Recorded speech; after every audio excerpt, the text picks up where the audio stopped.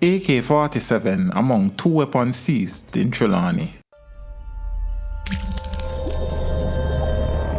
Teach them! Always make sure the message will reach them!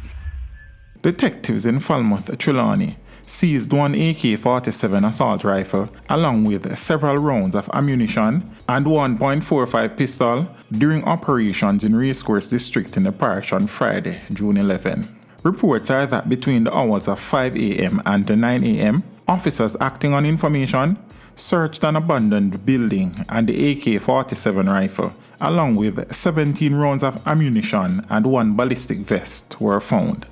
Minutes later, another premises was searched and a .45 pistol was found.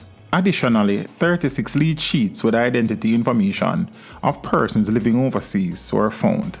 No arrest was made in relation to the seizures. Investigations are ongoing. Teach them! Hey, yo, yellow! Send the message and make it reach them. It's teach them. Right here, Warlord representing.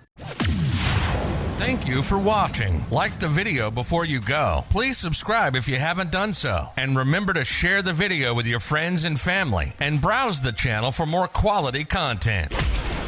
Until next time, walk good, my friends. Teach them!